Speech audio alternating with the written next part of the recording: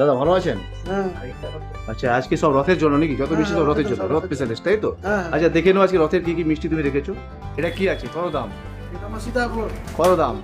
140 টাকা কিলো। আর এটা এটা হলো ক্ষীরকান্তি ক্ষীর কান্তি, 10 টাকা পিস। 10 টাকা পিস। আর এটা চাঁদ সাইজ, চাঁদ সাইজ। চাঁদ সাই, দেখো চাঁদ সাই। এটা হচ্ছে তোমার হচ্ছে, এটা কি বলো? এটা হলো প্যারাখি। প্যারা ক্ষীর, ঠিক আছে। আর লবঙ্গ লতিকা। আর এটা হচ্ছে খাজা। খাজা। আর এটা হচ্ছে ইমপ্রেস গজা। বলছি এটা তো দাদা, বলছি এটা কেনার জন্য কোন দোকানে আসতে হবে? তোমার দোকানটার নাম বলো মহামায়া মিষ্টান্ন ভান্ডার। আর অ্যাড্রেসটা, অ্যাড্রেসটা জোরে বলো। কোতবাজার, কোতবাজার, পশ্চিম মেদিনীপুর।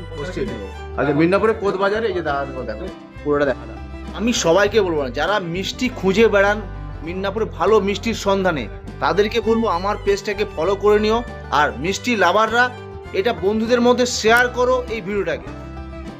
বিকালে গরম রসগোল্লা কেনার জন্য প্রচুর মানুষ ভিড় করে। আর এদের দোকানের মিষ্টির কোয়ালিটি কোয়ান্টিটিতে কোনো অংশে কম নয়, কারণ এদের মিষ্টি যে কোনো দোকান থেকে একটু ওভার সাইজ হয়।